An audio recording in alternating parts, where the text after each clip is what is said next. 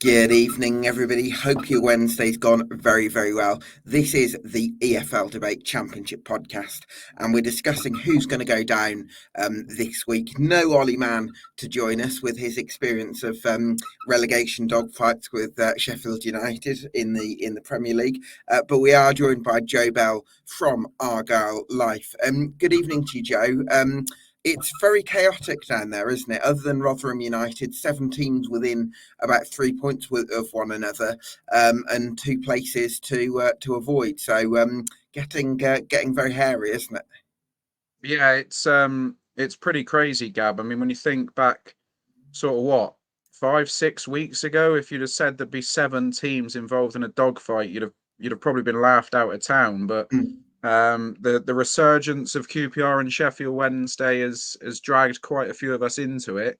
Um, and there are 2 or 3 teams around that dotted line, ourselves included, it has to be said, who probably haven't done ourselves any favours in trying to avoid being dragged into it. So it's certainly shaping up to be an exciting end to the season. I know Sky Sports are getting very excited about that race for the top 2 and the Mm. race for that potential final playoff spot. Well, the race to stay in the division is going to be just as, if not more, exciting, I think. Yeah, certainly is. I think from Plymouth Argyle's point of view, there certainly seems to have been a few nerves coming into the camp. You did get that crucial 2-0 victory at Middlesbrough at the end of February, but other than that, you've not had an awful lot to shout about. So is it getting a bit nervy over at home park? That Middlesbrough result's now starting to stick out like a bit of a sore thumb, Gab, isn't it? Really, it sort of looks like the ace in the pack. It's our one win of our last 10, and performances just haven't been good enough. There's obviously a large proportion of the fan base now have turned against the head coach. There was there's a real problem, I think, with the fan base connecting with Ian Foster. I think we all want the appointment to work out. I think everyone wants it to work. Everyone wants him to succeed because we want to have the firm belief in the decision makers that they've made yet another masterstroke. But unfortunately, just the underlying numbers that everyone seems to rant and rave about on a national level just aren't backing up what we're being told on a weekly basis. I mean, I did a bit of research here today before coming on into all the teams that are down there with us, and the Mm. relative points per game over the last 8 games against the rest of the season, we've seen a drop off of 42% in the last 8 games, points per game, compared to the previous, 30 odd games in the campaign. So there's been a real slide. You do have to caveat that by saying we have played a lot of the teams at the top of the table. We have had a really tricky run. February was a tough month. But we had tough months earlier in the season, and we were going into it gung ho with no fear, and we were giving a good account of ourselves. Yes, we were going down with defeats, but teams were coming away thinking we've had a game there. Now, teams are coming, in particular coming to home park, and they're thinking that was routine. It's 4 straight games at home now, 4 straight defeats, 4 straight games without scoring. That's unrecognizable, Gab. That isn't the Mm. Argyle of the last 3, 4, 5 years. Um, and it's not just on the head coach. The players have to shoulder a lot of the burden for what's going on, but there's definitely a real disconnect at the moment between the fan base and the head coach. And whilst I think you can continue in your job with not having the fan base on side, I think we see it up and down the country. There are clubs where the manager isn't totally entwined with the fan base. Mm. He's got to keep that harmony in the dressing room, and if that goes, then it could be a really tricky end to the season for us. But we've just got to keep our fingers crossed. It's still in our hands, Gab. That's the Mm. main thing. The destiny is still in our hands as long as we um, continue to grind away and pick up the odd result here or there, which we could do with doing at some point over this weekend. Then we'll be all right. But it is getting very, very nervy because that slide has been quite dramatic over the last 8, 10 games. Yeah, I'm conscious, Joe, that it's for a highly rated coach from the youth setup for their first job in management to be in the championship is probably quite a sort of quite an intense environment to come into. not to mention right in the thick of a relegation dogfight when ideally, I suppose for a first-time manager, you'd want them to actually have a bit of time to prepare and get their feet under the desk. Is there a sense that a lot's happened maybe too quickly? Yeah, I have a great amount of sympathy for the guy. I really do, because you've also got to factor in, I think it was either the day before or 2 days before he was announced as a new head coach, we lost one of the best players in the division up to that point in Finn Azaz, was Mm, taken from us. And that was really, everyone tuning in now will know just how instrumental Finn Azaz was to Argyle in that period between October and Christmas. So that was really tricky. I think he went through a period of a game on average every 4.5 days or something in those first 2 months. We had 14 players turnover during January. We lost 8. We brought in 6. There was a real turnover of the squad. So it's been tricky. And as you say, look, if you're trying to cut your teeth in football management or being a head coach, you want a challenge. You don't want it to be routine, a walk in the park. But equally, it's a hell of a baptism of fire he's walked into, to be fair, because as you say, it's a relegation battle that means quite a lot to the football club. There's so much going on in and around the football club at the moment with the redevelopment of the Brickfield site and the new training facility for the first team and things mm. like that. To lose out on the revenue that you're going to get in the championship next year from the TV deal could be quite troublesome for the football club in funding those issues. So he needs to steady the ship quickly. We've 2 tough tests for different reasons this weekend. Obviously, with a real tough test against a Norwich side who are completely opposite to when we played them earlier in the season. Yeah, of Um, course. and the connotations around Bristol City at home, that's our derby basically this season.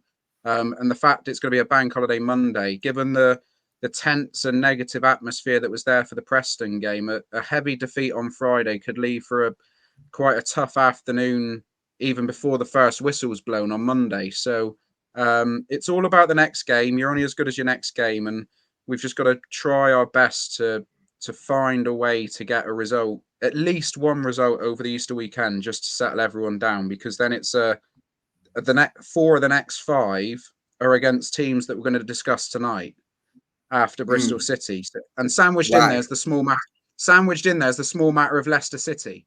So Oh, it's an important, we use the football cliche mini league. It's an important mini league coming up where, simply not losing will actually be seen as a real positive now. mm. Yeah, certainly will. You've suffered the loss of Darko Diaby to injury. He's been sent back to Leeds. Do you see that as a setback for Argyle, Joe? It's a real shame, Gab, because I think the last couple of performances we've seen of JB, he's been one of the real bright sparks. We just pushed him forward into one of those number 10 roles alongside Morgan Whittaker in Mm, behind Ryan Hardy. And he was out, that result at Middlesbrough, he was outstanding that day. And mm. you just feel like you're starting to see the best of him. Because obviously he's very limited game time since he's been at Leeds, and it's been tough for him. And then he's gone and picked up this injury. And it's a real shame for the kid more than anything.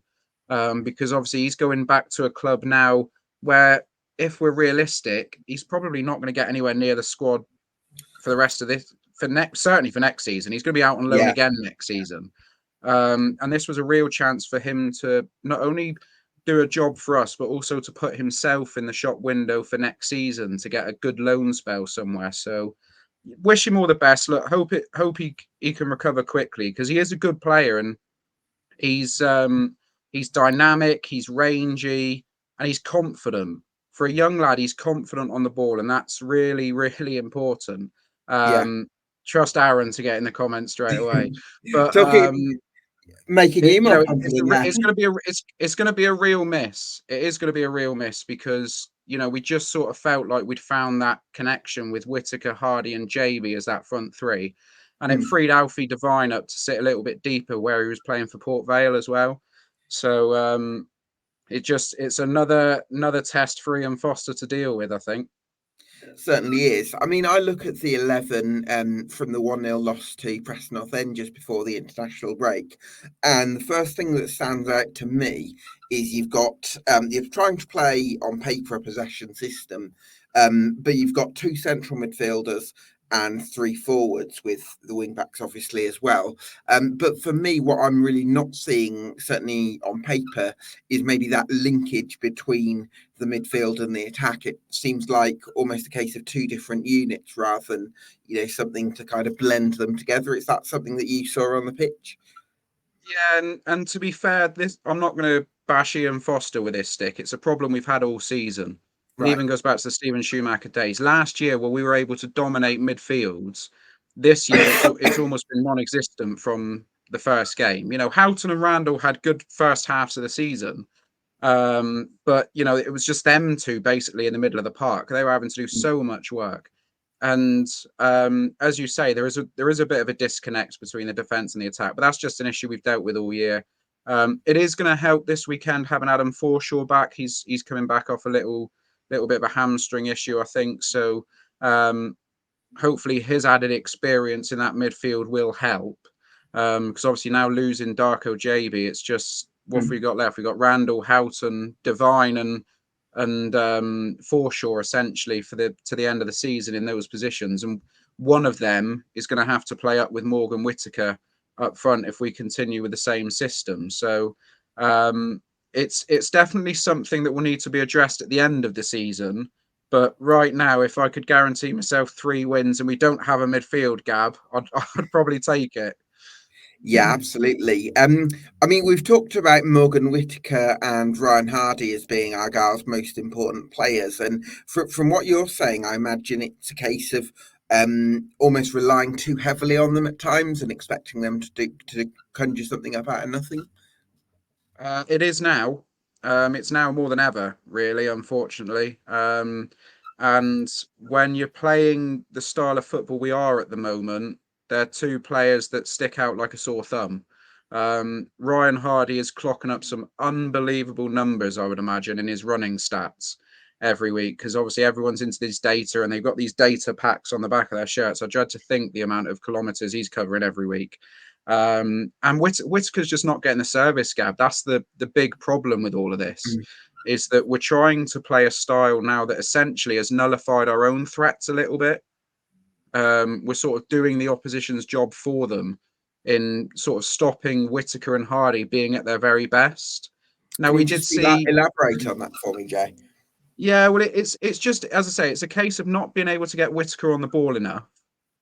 Because we don't, under Schumacher, it was get the ball, spray it out wide, and get runners beyond them, get the two wing backs pushed further forward, get them on the overlap. Whereas now it's a simple case where they're more full backs than wing backs. They don't. Mikael Miller gets forward. That's what he does. But on the right side, I feel like we're seeing a bit of a disconnect where we're not getting forward as much. And that's really hampering Whittaker because then he doesn't have that extra body with him. So whenever he gets the ball, everyone's then looking at him. He's got to do it. As for Ryan Hardy, it's a little bit different because he's had a little bit of a stop-start season with injury. We did actually see in the Blackburn game before the Preston game, it was probably one of Hardy's more effectual performances that we've had because he was able to get space in behind the Blackburn defence. He was able to stretch them. He was able to run the channels. And that is Ryan Hardy to a T. If you play a high line against Argyle, Hardy will just get in behind you and he will stretch you. He will make you work for it. Yeah. But I just don't feel like enough. We're sort of inviting teams onto us, which is allowing them to play a high line. But then we can't get out ourselves and we're not getting the service to a Whittaker or a Hardy or a Devine to then play those balls into the channels to help us out. I think if you looked at our last 5 games, probably our most attacking player has actually been Mikael Miller, the left wing back. Oh, right. He's probably been our number one attacking threat. And his end product at times does lack a lot to be desired because he gets near the 18-yard box and just fires a pass across the face of goal when nobody's in the box and it will go out for a throw-in or a goal kick or something. So there's definitely a bit of a missing link there somewhere.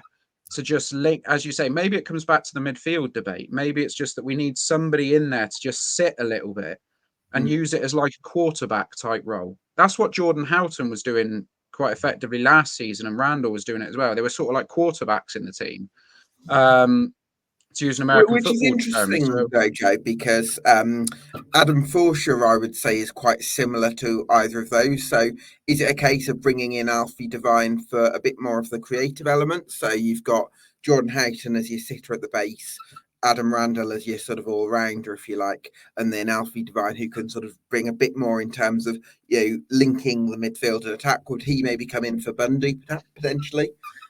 possibly, yeah. I mean, I remember Ryan Lowe always talking about when he was in charge, we were better with a diamond midfield rather than like a rectangle or a square midfield that managers tend to play nowadays.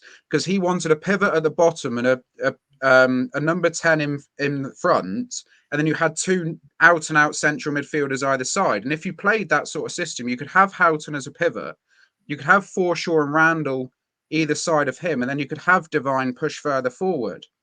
With a And back perhaps four, that, you thinking? yeah, possibly. And then Okay. you could almost play Whittaker alongside Hardy.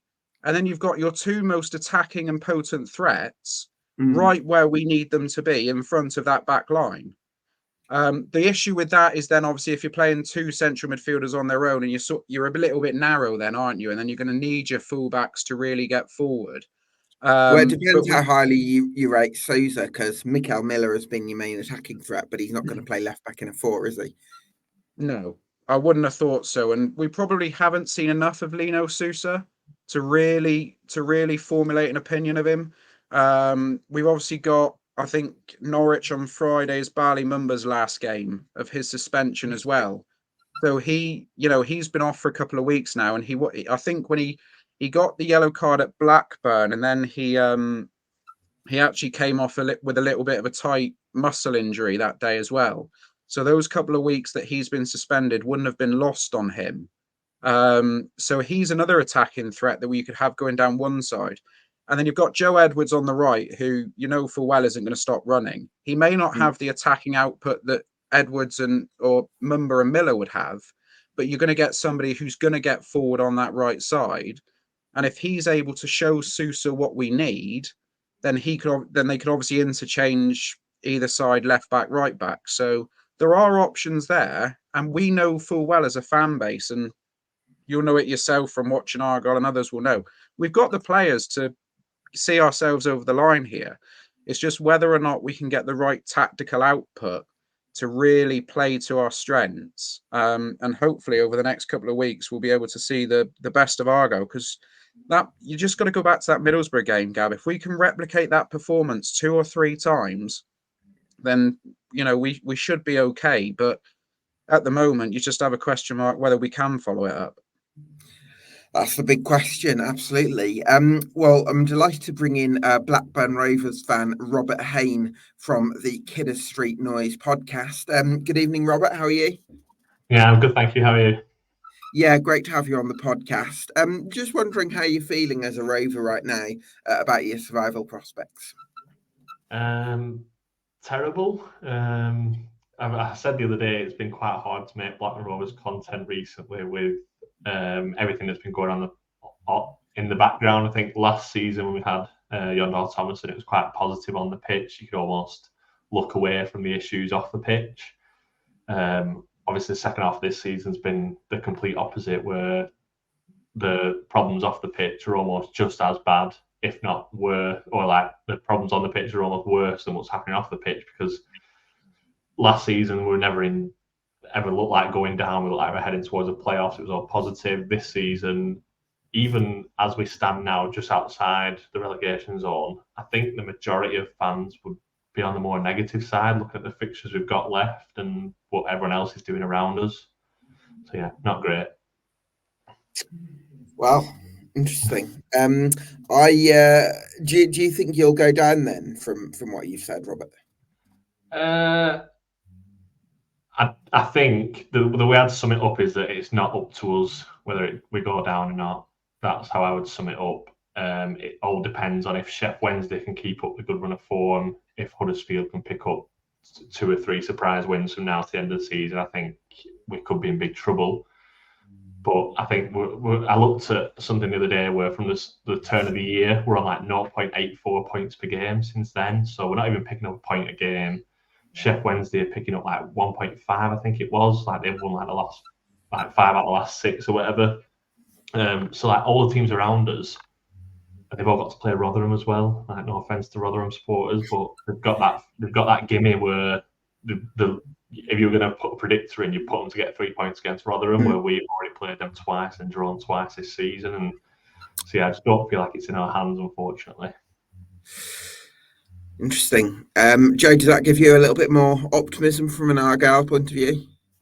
Yeah, it's interesting, Gab, because I've sort of, without trying to kick Robert Wally's down, the last few weeks when people have been asking me, do you think Argyle will get out of it? I've sort of been looking at Blackburn as the team that give me a bit of hope.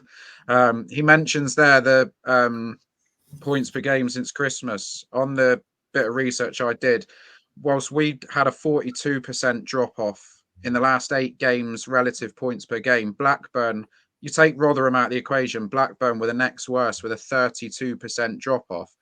And Robert, you mentioned your fixtures coming up. I went through it all earlier. As if the next 5 weren't daunting enough, with Sheffield Wednesday after it. Obviously, you got Ipswich, Sunderland, Southampton, Bristol City, Leeds in the next 5. Then you play Sheffield Wednesday, but then you end Coventry, Leicester.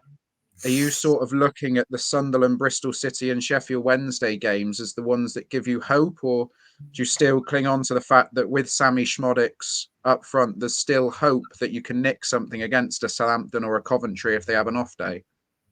I think the Sheffield Wednesday one's the crucial one. That's the 6-pointer I would describe it as, obviously being at home as well. Although I don't know if our home records even... I think last season we won the majority of our games at home, where our away record was poor. This season, I think it's more 50-50. I was hoping that Leicester would have ran away with the league by the time we go there in the last game of the season, but obviously they've let a 13-point lead slip, and now they're going to have to be fighting for points. Coventry, I was hoping that the top 6 would pull away from them. They'd have nothing to play for. Again, that's not going to be the case. They're going to have to fight for a playoff place. Sunderland, I can't remember us winning at the Stadium alive. Even I think we were beaten 1-0 in like 2006. That's the last memory I've got of us beating Sunderland away. And then Bristol City away is another. You just look at every fixture. Sometimes you can like look at a run of 10 fixtures and say, well, there's a win there, or there's a chance of a point there. You look at every game, and all the arguments seem to be that, oh, it's a dodgy place for us to go. We never usually win there. They're on a good run. They've got a lot more to play, or like it seems like they've got a lot more to play for. And you mentioned that Sammy Schmodix can win us any game. He can, but you can't just rely on Sammy Schmodix to keep you in the league. It's not enough, and we've proved that because he's scored, I think it's 22 goals now this season, and we're still in the position we're in. So it's not enough to say that Sammy Schmodix will keep us up in his last 8 games, because it's proven that even with his goals, we still aren't doing the business to keep us in the league. Or I mean, we are currently, but it doesn't look like it's going to end that way. And I actually speak the other day with someone when we had Rhodes and Gusted. I think they both scored like 25 goals each one season. Yeah. And Jordan Rhodes, I think 22 of his goals were winning goals, they were in games that we won. And Rudy Gusted only scored in 4 games that we won out of 25 goals. I think 21 of his goals were in games we had lost or drew. Now, it's all in all good, like getting lots of goals and scoring lots of goals a season, but there's a difference between someone who scores lots of goals and like what I would call a bagsman, someone who gets you the scruffy goal to win you 1-0 or like snatch you a point away from home. And although Schmodix scored a lot of goals, without looking off the top of my head, I can't see many winners or last-minute winners or ones to. They've all been like, we're 2-1 up to make it 3-1, or like it's never been, it's 0-0 and he snatches you a goal to win your game, if you know what I mean. Okay, interesting. So a lot of it's situational. So I suppose that kind of answers part of my question, which is my next question, which is going to be how can you unpack how Blackburn Rovers are in the position you're in, where there's a lot of pessimism heading into the run-in and your relegation chances, despite having the top goal scorer in the division with 21 goals? I think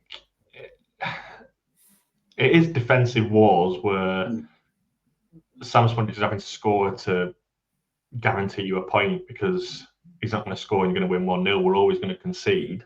We've gone to a 5 at the back. I don't think it's really improved us. I think Joe Wilson against Plymouth, we looked worse with 5 at the back. I think Plymouth, every time we went forward, looked like they could have got in behind. And I think when we had Yondell Thomason, it was very expansive, and the goals we conceded were never defensive mistakes. It was, we played a bad pass in transition and too many players had gone forwards. We'd left ourselves exposed at the back. They took advantage, scored a goal.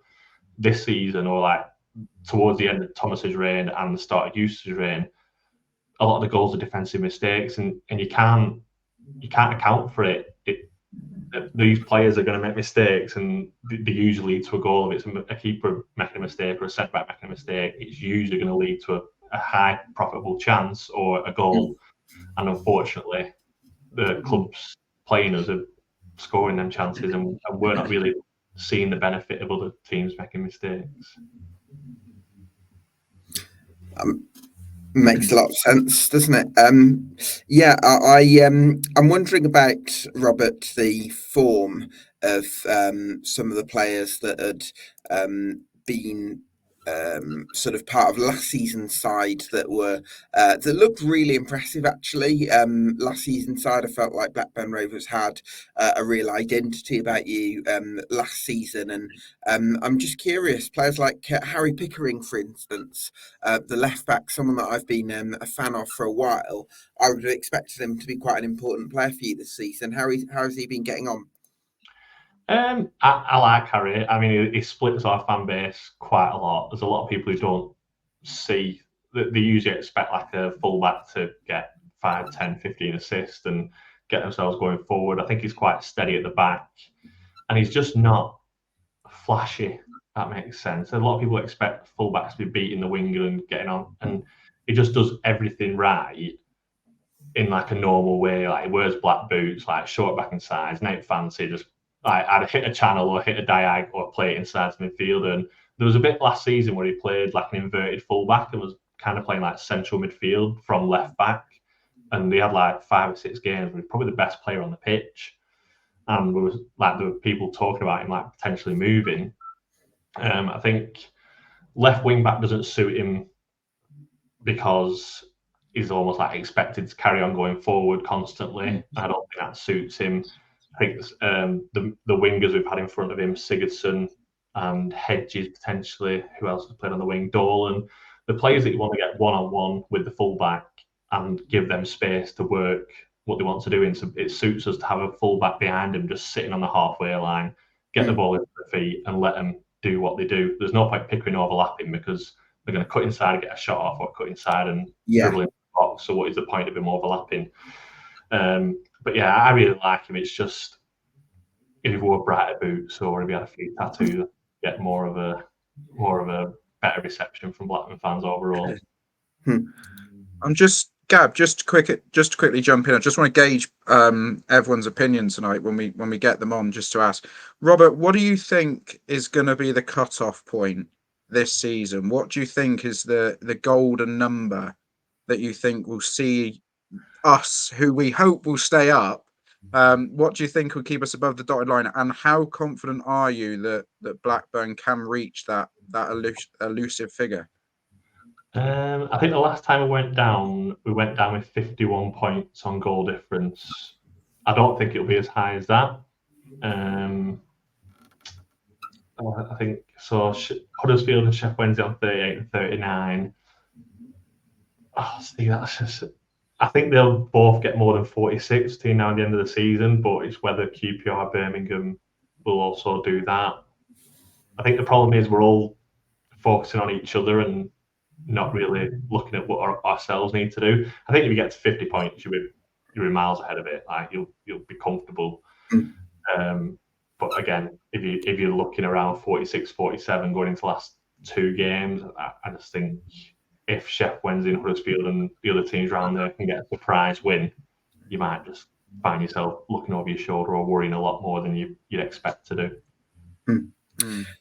Robert, what are the practical things that John Eustace can do right here, right now, between now and the end of the season to make sure Blackburn do enough to get to those 50 points? Play himself. I honestly, I don't know. I don't think the back five's worked. I don't think McFadden has helped us. I mean, we've got a lot of draws recently since he's come in, which is all well and good, but they are around teams in and around us. We've not really got a surprise draw above us. I mean, you're relying on Smodic to get your goals, so you can't really. It's not like you can change the team and bring anyone else in, because the only time we're going to pick up points is if Smodic does it. We've got Hedges to come back, Carter to come back. I think if Carter comes back, we might go back to a back four with Hyman, Carter centre back. Joe Rankin Costello should be coming back very shortly. But then we've also got Sigurdsson and John Buckley till the end of the season. So it's just like 1 in, 1 out in the medical suite at the minute.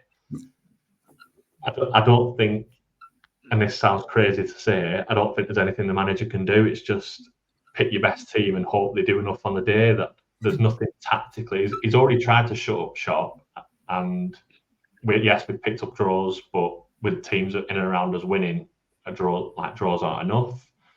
So he needs to be a bit more expansive, but we don't have the quality up front to be more expansive, and we've just lost Sigurdsson. So how do you be more attacking with the players that you've lost, and the players attacking players aren't good enough? So yeah, I mean, he's in a tough situation. I've criticised him on the podcast and I've criticised him on my Twitter and social media, but he's in a hell of a bad place at the minute. Yeah, tough situation for sure. Rob, thanks so much for talking to us, and good luck with the podcast. No worries. Thank you very much. See you later. Legend. Cheers. So I spoke to Andy Takes That Chance podcast on Huddersfield Town yesterday. Here's what they had to say.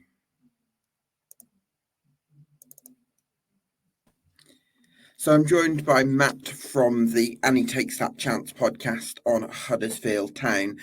Matt, I think we've seen 2 signs of Andre Breitenreiter since he took charge of Huddersfield Town. One of which was early on, possibly his first game at Watford, where he was very proactive in terms of making changes, and that ultimately led to Danny Wood's 2 goals that won you the game at Watford. And then maybe the Rotherham game, where he was a little bit more conservative with 10 men and was keen to hold on to a point with a side that was rooted at the foot of the Championship. So is it a case of, will the real Andre Breitenreiter please step forward? Very structured in his methods, and I think it was more so the structure which caused him to change at Watford. Whereas against Rotherham, he felt that the spaces, the passing lanes were blocked off. The back four were in little to no trouble whatsoever, but neither was Rotherham's. So yeah, I could see why someone would come to that conclusion, but I think listening to him afterwards, he was very happy with the structure of the team and the way they were playing up to the final third. And maybe he could have thrown on, or maybe should have thrown on a different striker at some point. To be honest, someone to stand in the penalty box to score against Rotherham, and Delano, Bergzorg and Sorba Thomas up there, who tend to do their best work outside of it. So I do think if we'd have had maybe a Reece Healy or a Radulovic or Danny Ward, we might have squeezed something out, but you never know now, do you? Yeah, absolutely. Would you say that you're more confident that Huddersfield are staying up since in those games that you've had under Breitenreiter, or are you less confident? What's the mood within the fan base? I think it's a bit mixed. I think everybody was quite blasé about it until we actually hit the bottom 3. And then once we hit the bottom 3, it was like, oh no, there's a chance here we could actually go down. And it's a strange one, because the Championship does this at the bottom end every season without fail. And we're usually down there at the bottom end anyway, so we know how it goes. I think a lot depends on this international break. Under John Worthington, he changed the mentality and the way of playing completely from what Darren Moore had us playing. That I think maybe caught some of our opponents and analysts on the hop a little bit, which allowed us to get maybe a leg up. But I think some things that we do have slowly been worked, well, not slowly, but been worked out relatively soonish into Brighton Writers' reign. So I think people have worked out that if you sit deep against us, we don't have anybody who can pass the ball to break you down. The only way that we can actually get past people is through a Sorba Thomas delivery or set piece, and he's suspended for the next game, which is not ideal. But I think this break needs to this break's happened at a pretty good time. It's not good that we're going to spend 2 weeks in the bottom three mentally, but on the other hand, it's given Andre Brighton-Writer a chance to maybe work on something slightly different, so that when we come out of the international break, we can maybe catch one or two teams out cold with something different, and that's what it needs, really, Gab. What do you think could be that something different for Huddersfield with Sorba Thomas out, then, Matt, in terms of finding those solutions in games when teams do sit in against you? Yeah, it is difficult. The solution really is to be able to pass a football, which is what we're not very good at. We do have a centre back called Reginio Balca that we brought in from the second. Sorry, who is an excellent passer of the ball from the back. I just wonder whether he might be tempted to deploy him as maybe a 6 in transition. So you can actually have Balca sat in front of the back 4 in possession, and then out of possession, you could do the old Carlos Corberan trick of dropping the defensive midfielder into the back line to make a 5 and then moving out again when you transition into attack. Perhaps that could be something different, and Balca can stand higher up the field and maybe pick some passes. Jack Radoni is obviously a key player. He's very he's a bit of a jigsaw, is Jack Radoni, where he falls to bits in the box a little bit. But up until that point, he's technically very good. So maybe we just need Jack Radoni to go through a purple patch. And again, strikers, hopefully Reece Healy will be back soon. He should add something slightly different. And that might mean that we could play 3 up front with Bergzog and Thomas either side of, a Danny Ward or a Healy. And then if Balca's threading the through balls, then potentially that's something different and something we could look at. And I think that could potentially work, but whether we do that or not is another thing. Yeah, absolutely. What do you think is going to be the key to getting the best out of Jack Radoni then, Matt? Because it sounds like that could be the difference between staying up and going down. I don't know. There doesn't really seem to be any rhyme or reason for his form. He's a young player. I think sometimes we forget. Young players do come with that sort of caveat. They will be a little bit in and out. I think most of it is confidence in around the box. Just maybe get into his head that he is a good player. He did score double figures at Wimbledon.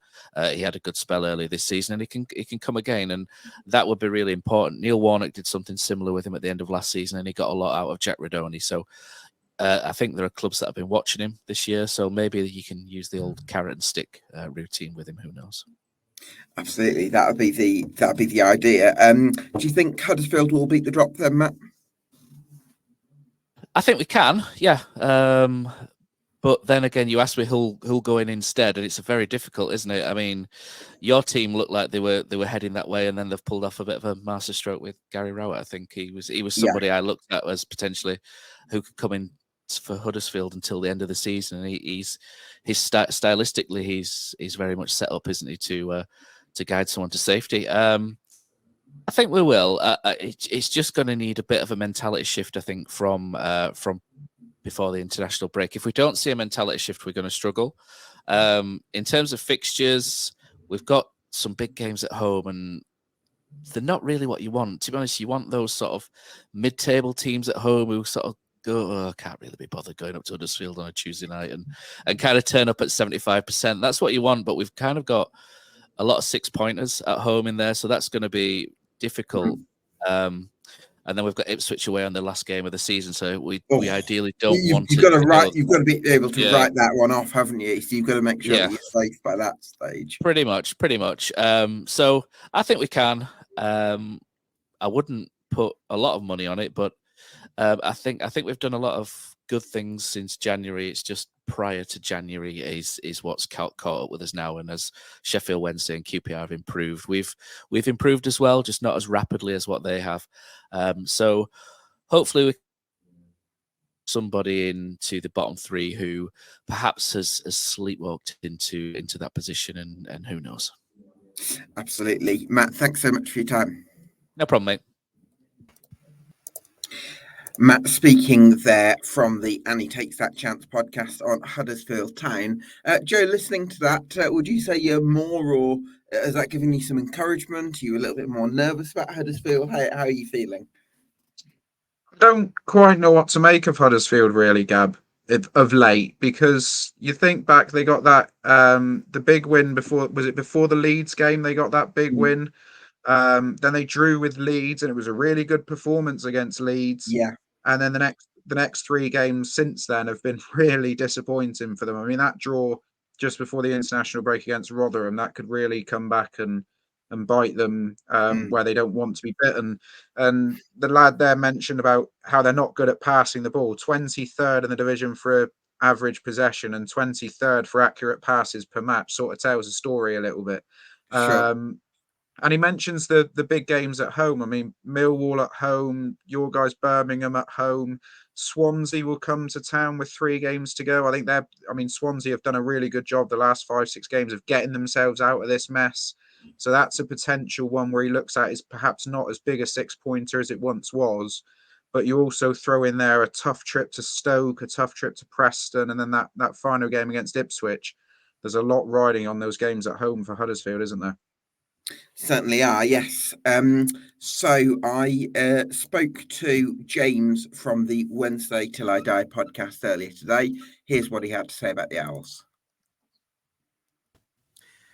So I'm delighted to be joined by James from Wednesday Till I Die. James, back-to-back defeats for the Owl. A little bit of a setback in terms of your survival prospects? Yeah, it is. I mean, before that, we were doing great, to be honest. Not moved in the league, which is a bit disappointing, but such was the gap that we had, and obviously other teams picking up points ahead of us, which is not being ideal, but it is what it is. But yeah, two defeats is a bit of a kick in the teeth, really. However, having said that, I mean, Leeds and Ipswich, not many teams go up against those two and pick up many points. If I'm being perfectly honest, I had them down as 2 defeats anyway, and I was kind of more looking to these final 8 games of the season. I think nobody likes to get beat 6-0. 6-0 and 2-0 in the 2 respective fixtures isn't great. I thought we could have probably done a little bit better against Ipswich, but it's just one of those things. And like I said, I would have said we'd have got beat from those 2 games, beforehand anyway. Yeah, absolutely. I suppose you'd have taken this position when Danny Ralls first came in, just being a point off safety. So incredible work from that point of view. What do you see as being the key for Wednesday going into these last 8 games? I think we've just got to continue doing what we've been doing. I think we've got more than enough to stay in the league, playing the way that we have been playing. I think if you look at when Danny Ralls came in, I think I think it was the 12th game of the season that Danny Ralls was appointed, obviously after that disaster show of Xisco. I think if you take those games, since he has come in, I think we're around about mid-table, which is probably where I would have put this, this team at the start of the season. If barring like I said, the disaster that we had with Xisco, I think mid-table is probably a fair reflection. So I think if like I said, we carry on doing what we're doing, I think we'll have more than enough. Having said that, game's not played on paper, is it? So there's a lot more twists and turns. I think, we've been playing on the front foot, a pressing game. Quite fairly high intensity. I think a lot of other managers have said that when they've been coming up against us. I think if you look at the stats as well, those early games do kind of tarnish it a little bit, and it doesn't look like we're that much of a pressing side, mainly because we didn't do it at the start of the season. But if you take the games in isolation since Ralls come in, it has been a massive transformation, really. I think Jan Perveda's been a huge boost. he went off injured against Ipswich. It looks like he's going to be out for nothing confirmed, but if you judge by his social media and everything, it looks like he's going to be out probably for the until the end of the season now, which is a massive blow. Yeah. But like I said, I think if we just continue doing what we're doing, we've got more than enough. I think some of the fixtures we've got coming up are favourable. We've played the top four now. Ipswich and Plymouth for the last. Get those out of the way. Yeah, they're the last of the big teams that we've got to play. Now we're going into. We are playing some teams that are down and around us. It's Swansea coming up on Friday. They're looking to kind of get out of the relegation scrap with perhaps by the end of this weekend, and we're looking to stop them from doing that. And then we've got the likes of QPR still to come. We've got Blackburn still to play. We've got some massive 6-pointers still to come between now and the end of the season. Yeah, absolutely. You mentioned Pervader's injury being a bit of a hit, but a couple of players that that have really caught my eye have been Anthony Masaba and Ike Ugbo. Masaba came in the summer, and his strong direct running has caught my eye. And then obviously Ike Ugbo is a January recruit, but he's looked like a real he supported the pressing game that Danny Rowe wants, but he's also seems to be a finisher as well. Yeah, I mean, I'll touch on Masaba first. Yeah, he's probably one of the players that came in the summer that have done quite well. I think Danny Rills kind of elevated his game, more so probably just giving him that freedom of just being able to do what he likes doing, which is getting on the ball and running at defenders. His end product's not quite there. I mean, he has got 5 goals to his name, this season, which it's not to be sniffed at. He's not an out-and-out striker. He's got a couple of assists to his game as well. He does get himself in some fantastic positions. I think the next step for him is that end product and just kind of adding more goals and more assists to his game. Like I said, look, he's at Sheffield Wednesday, a team in the relegation zone in the Championship. I think if he adds that to his game, he could probably go a lot higher than 23rd in the Championship. So probably hence why he's at Sheffield Wednesday at the moment. If we can keep him, he's only 23 years old as well. Came from the Monaco youth setup, so he's certainly got.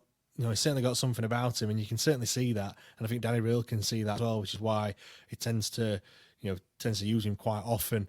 Does blow hot and cold, I must admit. He'll have a game where it's an 8 or a 9. He'll follow it up with a pretty poor performance the week after, which is a little bit frustrating. But no, he's been great. And the other one you mentioned, Ike Ugbo, I have to hold my hands up. When we signed him in January, I thought it was a bit of a not what we needed. We needed a goal scorer. We needed a striker. And talking to the Cardiff fans, obviously he was on loan at Cardiff for the first part of the season. Sure. They said he wasn't that goal scorer. He wasn't strong. Didn't really work for him at Cardiff. And whenever you sign a player, the first thing you do is look at their numbers and look at the stats and their output. And there was a lot of negativity, I think, around Ike Ugbo signing. Having said that, he went 6 games and 6 goals. He hasn't scored in recent weeks. He's gone a bit cold, but I have to hold my hands up because I said he wasn't going to be that player that scores you 10 goals between now and the end of the season. He's got 6. There's 8 games left. He probably is going to get into double figures by the end of the season if he can just continue that early form. He's just a poacher. He's at the right place at the right time. I think most of his goals have come from about 2 or 3 yards out, which you say, well, anyone can score those. But he gets in those positions. He knows where the ball is. His movement in the box is fantastic as well. If you see, peeling off the defenders when the ball gets pulled back to him from the byline, if you can find him at the moment, when you look at the Wednesday side, if there's anyone that you want to pick the ball up in the 18-yard box, it's probably Ike Ugbo, and he'll more often than not he's been in the back of the net. One surprise for me is that Liam Palmer hasn't been in the side so much under Danny Röhl, and I guess when if you'd asked me about him last season, I think he would have been considered excuse me, one of Wednesday's most important players. So why do you think he's found himself maybe a little bit out of favour? Yeah, I think last season, he had a fantastic season last year, very influential. If I'm being perfectly honest, I don't think Darren Moore expected him to play as much as what he did last season. He did in the pre-season before. I think he did 10 kilometres a day for every day of the month for charity. Now, Right. I don't think he would let a player do that if he's going to be as influential for you in the season. I think he probably thought he was going to be very much a bit part player. It turned out he had a fantastic season, played pretty much every single game. And unfortunately, he had a double hernia operation in the summer, just gone, prior to this season starting. So he was fit for the start of the season. He wasn't, he's not been anything like the player of last season. Having said that, Liam Palmer, he will always be a solid 7 or 8 out of 10 every single week. You can guarantee that. Last season, he was more like a 9, to be honest.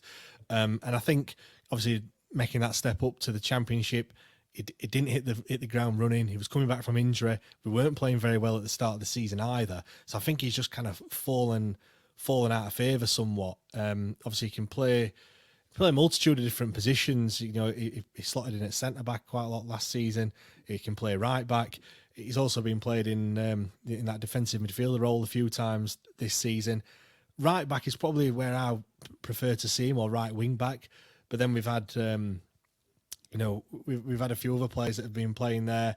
Paul Valentin is one that came in the summer, very pacey, and he's playing, probably some of the best football that he has all season at the moment. So I think, Palmer's just kind of fell a bit unlucky with his injury or his surgery that he had in the summer, and then other players have just kind of perhaps done a little bit better than what he's done so far this season and gone ahead of him in the pecking order.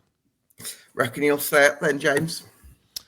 Well, that's the big question, that, isn't it? That $1 million question there. I've got to say, I think there's always one team in any season that kind of does, I don't want to say does the unthinkable, but, has some sort of story behind them and ends up doing, what people, couldn't imagine them doing. I hope that's us. We haven't been out of the bottom 3 since, I think it was the second game of the season was when we dropped into the bottom 3. We've been there ever since. We've had a bit of good form. We're still in the bottom 3. There's a lot of teams in there. I think, Danny Real talks about being the hunter instead of being being hunted, and it does very much feel like that. We are chasing them. We've got so close. We've had 2 defeats, but not really that far behind. I'm going to say we're going to stay up. It's going to be tight. It's going to be close. I hope it doesn't go to Sunderland on the last day of the season wanting a result to stay up. I hope, it's in our hands, I think. We're playing the teams that are around us as well. They're big 6-pointers. If we carry on doing what we're doing, I'm not going to say it's no problem. It's going to be nail-biting. There's lots of twists and turns. But if I had to stick my money on something, I would say, that we are going to stay up. Brilliant stuff. James, thanks so much for your time, and everyone go check out the Wednesday Till I Die podcast for more. Great stuff. Cheers, Gab. James speaking there from the Wednesday Till I Die podcast. Joe, it must be quite annoying that Sheffield Wednesday have shown this sort of resurgence since looking dead and buried when Xisco Munoz left. I think it was around October or possibly September.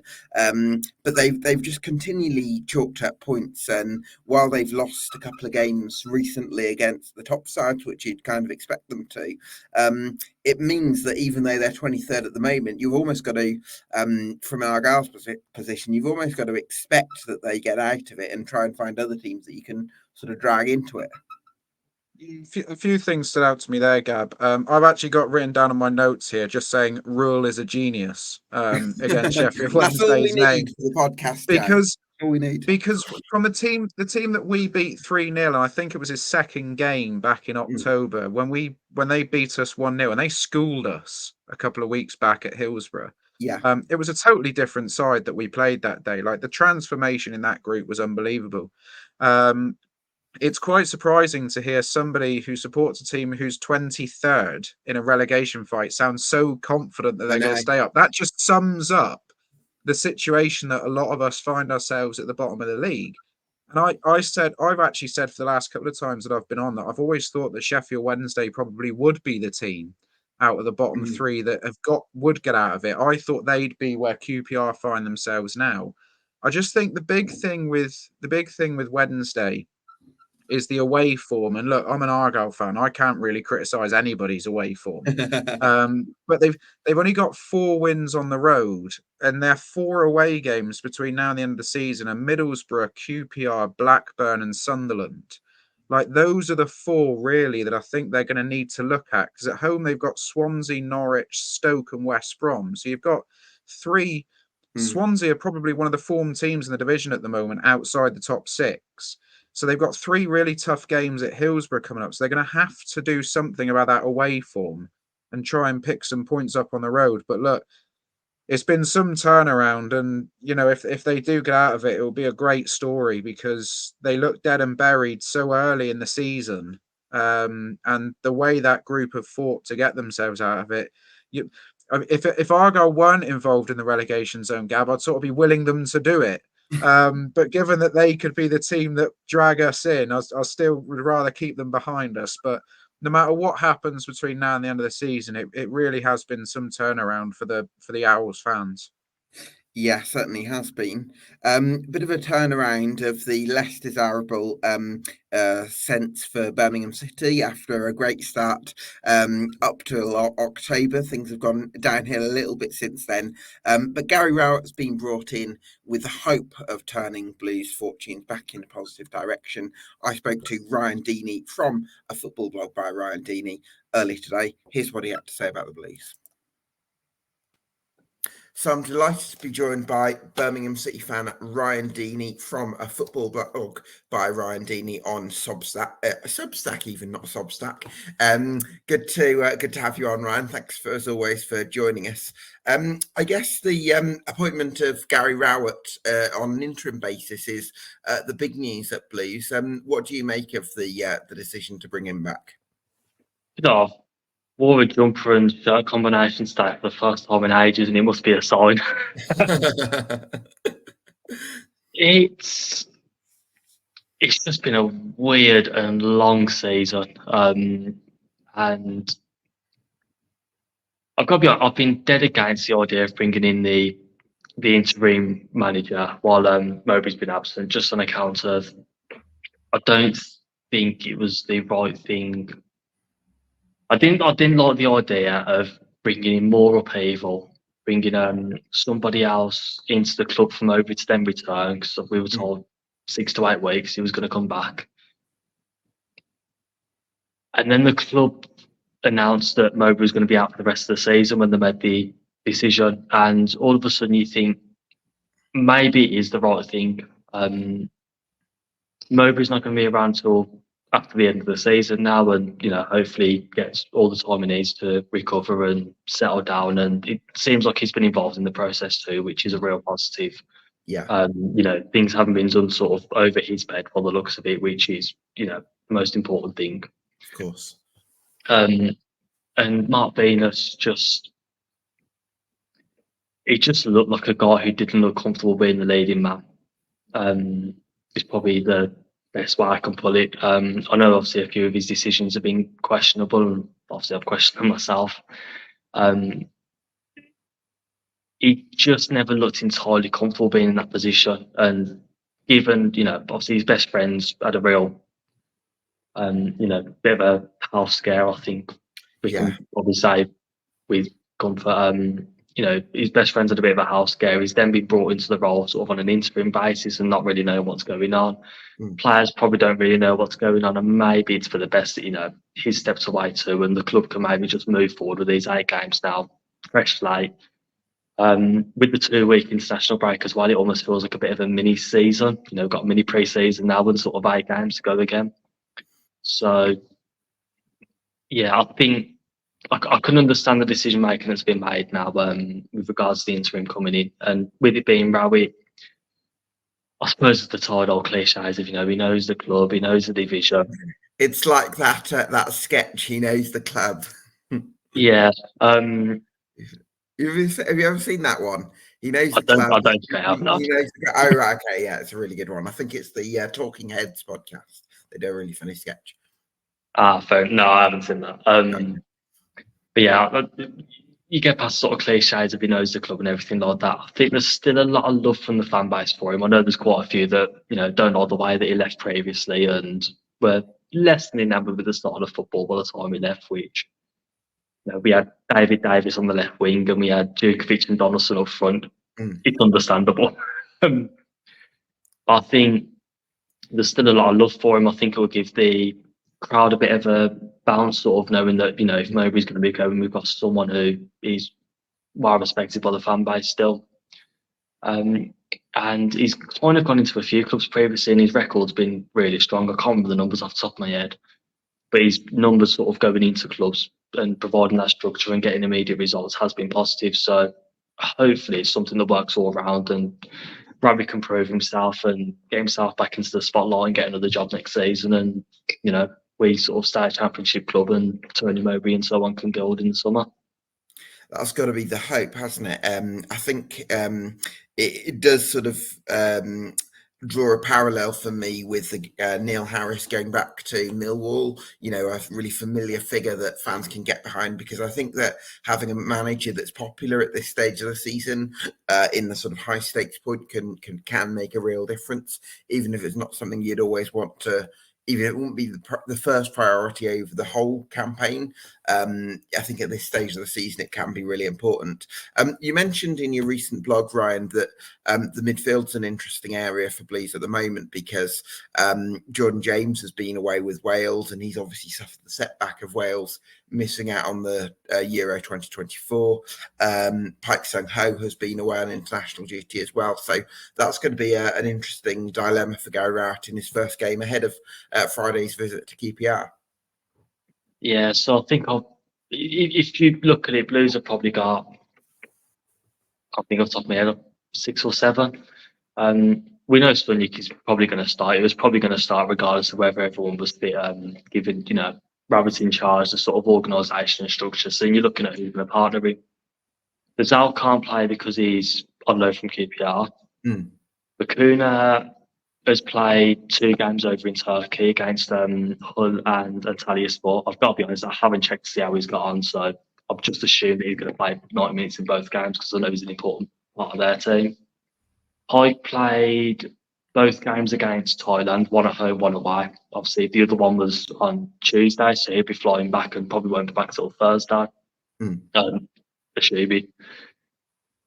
Jordan James has played 210 minutes in 2, you know, major qualifying matches. And obviously, it's suffered the heartbreak. So there's also going to be the mental aspect of that as well. I know when I can't remember if it was Rooney or Eustace that said he come back from international duty the once and he was left out the side, basically owing to, I think it might have been Rooney. He left him out sort of over to that mental side of, you know, being a young lad and dealing with the emotions of what had just come to pass. So again, and who's the other one? And Christian Bielik's injured. Obviously, I know he's been playing a centre half, but you have to assume he probably would have come back into midfield. Yeah. So yeah, we've got Sunyik, and then you I presume we're going to take either a gamble on Pike being ready and fit, or Gary Gardner gets a call up, which is, you know, weirdly, I think he'll have made 3 starts this season under 3 different managers. Classic. So, I mean, in terms of other areas, what do you think are going to be the sort of immediate priorities for Gary Rowett then outside the midfield area that we've just touched on? I think with Rowett, you know, everything's going to be put down to a solid base, fine margins, make sure you're organised, and he's always made plays to make sure that his teams are strong and then can open up in sort of a key area of the pitch, whether that's through a pattern of play of his or whether that's with, you know, deciding on the day that there's a real weak link in the opposition and making that sort of key play there. So I think what we'll probably find is I can't see him messing around with the back 4. We've played the back 4 all season. I don't think he'll try a back 3. So I presume Sanderson's going to come back in, which means you're probably going to have Ruddy in goals, Sanderson and I assume Ivory centre half, with Buchanan left back, and then it's a toss up between Drama and Laird, to be honest. I can't imagine it being anything other than a 4-2-3-1. Solid Yeah. pace in front of the defence. I'm assuming, son, you can take a gamble on saying Pike will start, but it could be Gardner, it could be, I don't know. Yeah. And then the front four, there's a lot of options there. I know we've got quite a few injuries at the moment, so Djukovic can't play, Anderson's still not around. Stansfield's obviously just played 60 minutes in the 21s, and we don't know about Pritchard and Dembele yet. So there's a few knocks and a few injuries and stuff, but we've got plenty of options to be able to fill the competitive front four in this league. So I think it would just be a case of working out. But it wouldn't surprise me if Ollie Burke comes back in and we go down the route of just using him to knock the ball down to the channel, use him for long balls so we can play on seconds, and then, hopefully we've got one or two other players in the side that can play the ball elsewhere. And I think that'll be the type of thing we're looking at, where it'll be seconds, being strong, being organised, playing on just key abilities for individuals, and then hoping you've got those one or two players that can really open the game up and make something happen. Well, that's going to be the plan. A few unknowns, certainly from a selection point of view, but I think what we can probably guarantee is that Rout will really try and make us solid and hard to beat, and that's got to be the aim. Ryan, thanks so much for talking to us, and keep up the great work on the blog. All right, no problem at all. Ryan Deeney speaking there from a football blog by Ryan Deeney.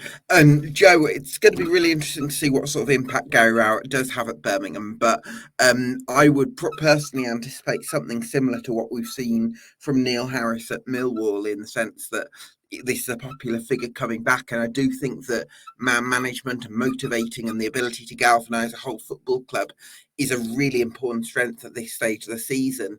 You can have all the ideas in the world that maybe someone like an Ian Foster has, but if they're not able to have an impact on a group of players and a club, then that's obviously going to be a problem, isn't it? Without trying to trademark his style a little bit, but isn't this how Neil Warnock's made a career over the last 12 years? Yeah. But that's what it is, isn't it? He comes in, he galvanizes the place, bit of positivity. All it is basically putting an arm around a player's shoulder and saying, I believe in you. And it has a difference. It's, as you say, it's all about the man management. And it was interesting what Ryan said there. Still a strong section of the Blues fan base have a real affinity to Gary Rowett. Yes, okay, it perhaps ended not the way that either party probably look back on now with a great deal of fondness about. But look, he's got this opportunity to come in now and really cement his, if you like, cement a little bit of a legacy with Birmingham City and keeping them up. Similar to Sheffield Wednesday, Gab, I do think Blues away form is probably going to be the key. The 4 away games, you take, obviously Leicester's in there, but the other 3 are QPR, Rotherham and Huddersfield. So those are 3 massive away games. I think still having Rotherham to play is quite a big advantage at this stage, and I know that's such a dangerous thing to say, isn't it? You do sort of feel sorry for constantly bashing Rotherham with the same stick, don't we? But they're already dead. Stop it. Yeah, it's that Simpsons. Yeah.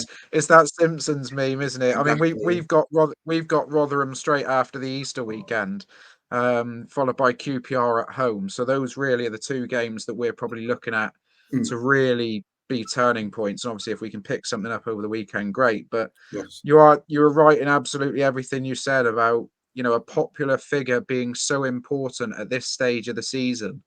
Look at the effect it's already had with Neil Harris at Millwall. Danny Röhl is a popular figure with the Sheffield Wednesday fan base, what it's doing for them. Marty Cifuentes is obviously pretty well liked, I would say, by the QPR fan base. They've got a massive 4 games coming up now with Birmingham, Swansea, Wednesday and us. They'll need to pick up big points then, because then they play Hull, Preston, Leeds and Coventry in their last 4. Do you know what, though, Joe? I always think at this stage of the season, although it's good to have that opportunity to play teams around you and win some of those games, I actually think the sweet spot is the mid-table sides that are already safe and are too far off the playoffs. So, for instance, although Swans are in good form, I actually think they're not a bad team to play at this stage of the season because they're so far away from everything, they're not going to feel the high stakes sort of point. You'd love to fill your fixture list up with a Cardiff, Swansea, Middlesbrough, Sunderland, Bristol City sort of running, wouldn't you? You know, those clubs that are just there or thereabouts, they're already got one eye on 24-25 campaign. Who can we bring in and things? So it's going to be really interesting. And there's a smattering of those teams in and around everyone else's fixture lists. But you know, Birmingham do need a lift at the moment because things have been going really sour. And I do have to say, it really hit me in the guts, the news about Tony Mowbray, because I'm a massive Mowbray fan. Yeah, he's such a lovely guy as well. Yeah, absolutely. He is, and I was pretty gutted that he lost his job at Sunderland earlier in the season. And when he went into Birmingham, there was that initial lift, wasn't there? There were a few performances there that offered a real bit of hope to the Blues fans, and obviously the sad news about his illness. So hopefully, fingers crossed. Again, it's sort of, you know, I want Sheffield Wednesday as a neutral to get out of it because it'd be a great story. I'd love for Tony Mowbray to be managing Birmingham in the Championship next season, rather than trying to rebuild for League One to get back into the Championship. But you know, I've still very firmly got my green tinted spectacles on, and unfortunately, I'm spending a lot of time looking over my shoulder at the moment, Gab. Yeah, I can see that, Jay. So we'll move on to our final guest, and that's Stoke City, who were brought in 19 players in the summer. Hasn't quite gelled despite their extravagance in July. I spoke to Mike from the Every Step Along the Way podcast to talk about the season they've had and whether the Potters will beat the drop. So I'm delighted to be joined by Mike and Dan from the Every Step Along the Way podcast on Stoke City. Good evening to you, gents. Mike, first of all, for me, the correlation between 2 wins from the last 4 games and Stoke City, in contrast with the previous form, is the return of Jonathan Walters as technical director, and I think some of his initial notes when he first came in. Is that a correlation that you'd make as part of the fan base? Yeah, I think that's a fair assumption. It was interesting when John came in because I think there was an element of it that there was a good PR spin. Let's be honest, it's been a disappointing season. Sure. Ricky Martin had been slated left, right, and centre. So I think for John coming in, it was my only concern was it just a PR spin and nothing more. But in fairness to the guy, you know, he's a Stoke fan. He bleeds red and white. Clearly, you know, he got the players together. We saw a reaction. And, you know, it's not been plain sailing, but it'd be a very big coincidence if all of a sudden it's decided to turn around the minute he walked in. So, yeah, we're far from perfect, but I think we've at least seen a bit of fight, a bit of togetherness. You know, you've seen that kind of full time when we've won, you've seen the players, you know, hugging each other, and something, if I'm honest, you didn't really see much of previously. So, yeah, a good influence, I think. Absolutely. Dan, in terms of individual players that have stepped up in these last 4 games, any that you'd be able to pick out for me? To be fair, it's been a lot more of a team effort, I'd say. Okay. They just have raised their levels. I think having Lewis Baker and Josh Laron back in the midfield together, that's sort of given us a bit of experience in the middle of the park, and I think they've benefited from that. And the rest of the team have been able to sort of feed off them and their experience, if you like. I think we did naturally miss Wouterberger when he was suspended for the Norwich game, which is a little bit of a worry, obviously, where he's still suspended for the whole game on Good Friday. But yeah, I think having them as a midfield 3 is definitely looking good. And it's weird because individually you look at them and you think, yeah, there's some decent players in there, like Manuf and Juno on the wings as well. 2 players who are coming and looking decent in the English game, coming from obviously foreign leagues, but it's just not clicked together yet. So Yeah, we'll see. We'll see how they go. Yeah, I think to answer your question, yeah, definitely sort of Baker and Loren. If I have to pick two out, I think their inclusion is probably the what's benefited us the most. Mike, it's interesting there that Dan's mentioned this theme that we seem to keep coming back to with Stoke, that it's not clicked yet. And I feel like I've been saying that for the last 5 years, to be honest. But it feels like we're probably not going to see the answer to that for the remainder of this season. It is going to be about, can you firefight and just tick off the points that you need for the remainder of the season? No, I think you're right. We all knew when we signed, with 19 players? I've lost count genuinely. I don't know how many we've signed. When you sign that many players, it's always going to be difficult to get them to mould. There was a lot of players who, for them, this is their first season in this division. Now, it does make a difference, which league you bring people into, whether you bring in players from Italy, Germany, Belgium, and you bring them into the Premier League. It doesn't mean they're going to click. It doesn't mean they're going to be good first season. I mean, where we might see the benefit next year are people like you mentioned, John Ho, Berger. While they've been the better players, I wouldn't say they've been faultless. And I think that's when next season we actually might see the best of these people. When they've actually had 12 months under the belt, or generally some of them not quite that long, unfortunately, but they've had a full season pretty much under the belts. They've learned a lot. They understand the physicality, and I think that's something that a lot of people underestimate, to be honest with you, Gabs. It's a very physical division, and when Juno and people like that came in, they were just being knocked off the ball left, right, and centre. And I think they're slowly figuring out what it takes in this division. And there's going to be some casualties, right? So clearly things haven't worked this season. We're probably going to see another, I don't know, maybe 8 to 10 players, I reckon, in the summer. Oh, you're joking? No, I wouldn't be surprised. I wouldn't be surprised because, again, there's a lot of players who just haven't worked out. I think there's some players that are not in the Schumacher style for me. How are you offloading those players, though? Well, you signed a lot of them long-term contracts. Yeah, well, that's the crux of it. I think we have to find buyers, and we all know that's not so simple. We have got some people who are going to be out of contract naturally, but at the end of the day, we have to try and find a way of doing deals because, again, if the manager hasn't got the players to play in his style now, what do? Do you just force him to go again with what he's got? You're not going to get anywhere that way. So it could be the case, to be honest with you, Gabs, that maybe we can't do it straight away. Maybe it has to be 4 or 5 in the summer, and maybe we can offload and then re-go again in January. It might have to be staggered, but either way, these players are simply not good enough to do anything more than where we are right now for me. That sounds more realistic to me, Mike, the second sort of version of events. And I think it's probably going to take a bit of realism from the Coates family to sort of be aware that actually this is going to be a gradual process. And I know they're really ambitious. And the fans, I think importantly, Gabs, I think the fans are going to have to just dampen their expectations a little bit because... Really? You think it's an ambitious fan base after the last sort of 5-6 years still? I think fans still have these high expectations.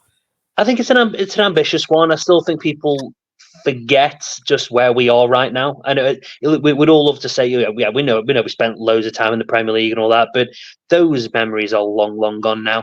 Let's be honest, we are nothing more than a lower half championship team right now. And there's no point pretending we're anything other because we're not. So we've got to earn the right to be talked about in the same breath as the Leeds, we're Norwich at the weekend. We're nowhere near what Norwich are. So you then can't pipe on about expectations to be anything more than where we are right now. You can expect what you want, but it doesn't make it reality. So I think we just need to have a little bit of realism going along for the next maybe year or two. And sadly, to use that word again, another rebuild.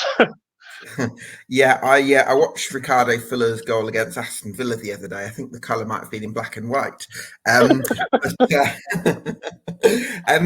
I wanted to come to you on just in terms of the practical things for the short term, what Steven Schumacher can do in the here and now. Mike's mentioned the physicality has been an issue.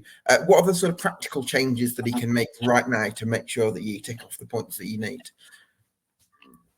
I think defensively, it's weird because if you look at the table, you see we don't score many goals, and defensively, although we've conceded a few in certain games, in 5 against Leicester, 3 against Norwich, 3 in the home game against Hull. We're not statistically a team that leaks a load of goals. Yet if you watch us, you think we create a load of chances, really. Well, more chances than you would think looking at us. Yet every time the opposition go forward and they get in the final third, you're sort of looking through your hands over your face, looking through your fingers, thinking the ball's going to end up in the back of the net. Got no fence. I know the feeling. So how he sort of does that? I mean, he's gone to 3 at the back, and that doesn't seem to work. It seems to breed more confusion more than anything when we go with that. I mean, there was one strange statistic that Sky put out. There was Leeds were playing on Sky a couple of weeks ago, and they put a stat out to show their centre halves were like, how many goals they concede per game, and second on that list for the whole division was like Rosa McNally, which probably had like 20,000 Stoke fans raising their eyebrows, like what? So they concede the least amount of goals per 90 minutes when they play together in the league, and it's like, what, really? So Mike, I sort of speak for him as well. That we're both in agreement that we feel Ben Wilmot individual is the best defender we've got. Okay. As a pairing, they seem to have the better results than like when he doesn't play, and it's strange. So maybe he needs to do some tough decisions like that, and actually, McNally and Rose, for whatever reason, just seems to work. So we're gonna have to play them. And Ben, as good as you may be, you're gonna have to sit this one out. I think the best decision he could have made was one that he now can't, and it was to actually get a left back in January. To sell Josh Timon on deadline day and leave us with a very injury-prone Ender Stevens as our only sort of left-footed defender. And then obviously he spent 80% of the season injured. I think he's played 12 games. Not great. You're sticking Jordan Thompson, Lyndon Gooch, Junior Chamadou, Keanu Hoover, and there are certain teams, certain wingers, you can get away with that. And there are certain teams, and you'll notice that the teams that have sort of scored a few goals past us are teams with good wingers. Leicester, Hull, Norwich, teams with good right wingers, especially. People like Sarah for Norwich, just a Lyndon Gooch.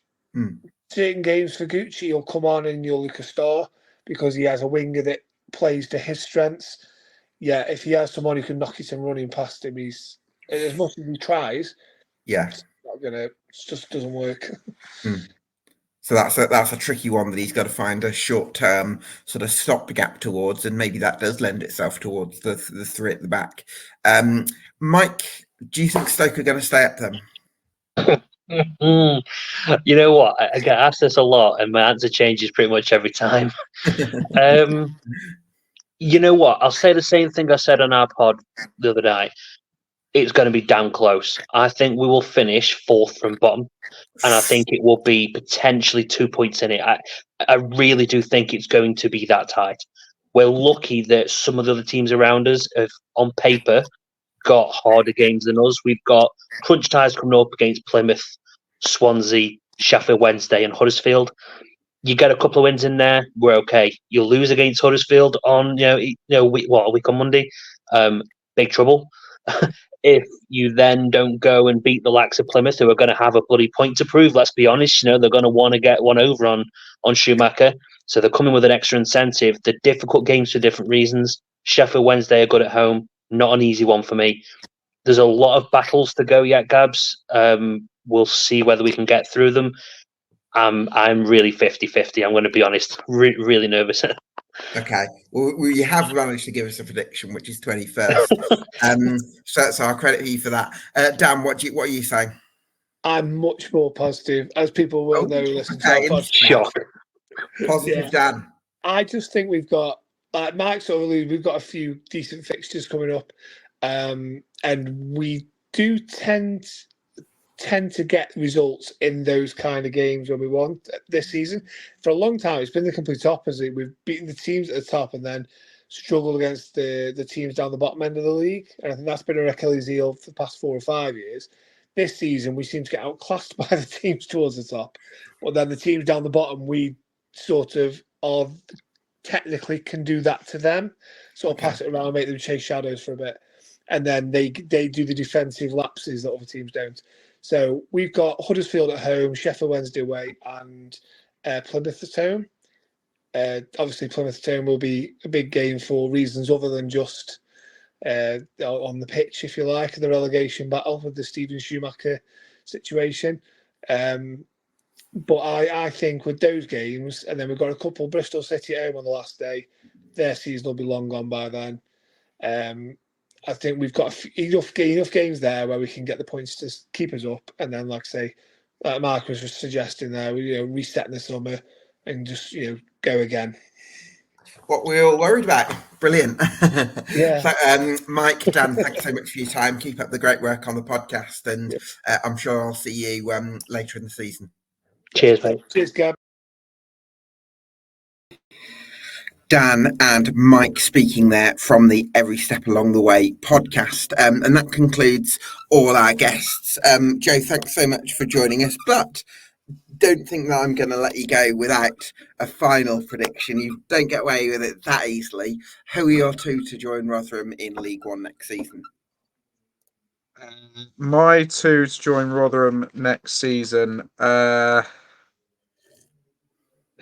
This is really tricky, Gab, because a lot will depend on the next few games. I know that's a bit of a cop-out, but if QPR don't manage to get a couple of results over Easter with Birmingham and Swansea, then that running is going to really, really hold them back. And I do worry about their home form as well. They're 23rd in the league for home form. And a couple of their last games are at home. So if I was to stick my neck out on the line, I'm not having that Stoke are finishing 21st, by the way. That has got Plymouth Argyle's name written all over it. And it's probably also got Plymouth Argyle on goal difference written all over it as well, because that's one thing that has helped us out, is our goal difference is far superior to all the teams around us. But the two teams I'll go with to join Rotherham will be QPR and Huddersfield, I think. Interesting. But I do have to say, Gab, that it's going to be one hell of a race to the finish, because you've got QPR and Sheffield Wednesday who are giving themselves a chance, and then there's 4 or 5 of us who are doing everything we can to make it awkward for ourselves. So we're all tripping over each other a little bit, and every week it's going to. If you ask me every week, my prediction will probably change every week, but for now, I'll go with QPR and Huddersfield in no particular order. In no particular order. Sound like an X Factor judge there, or a voiceover, rather. I'm going to go with Plymouth Argyle to go down, along with Blackburn Rovers. So there you go. I saw that Ollie's comment as well was also consigning us back to League One. So he is, yeah. It would be really interesting. I've missed Burton away, to be fair. Yeah, well, Burton could be going down, so could be Mansfield. They need to pull their fingers out. Could be Mansfield away next season instead. So that's always a nice away day. Joe, thanks so much for talking to us. Keep up the great work on Argyle Life and the Green and White podcast. Absolutely love the stuff that you do with Aaron and the team. Thanks to you for watching at home. It's been a long one this week, just the number of teams. Didn't even manage to cover QPR properly, and it still managed to do an hour and a half. So a lot to get through this week, but thank you so much for joining us. This has been the EFL Debate Championship podcast on the relegation dogfight. We'll see you next week.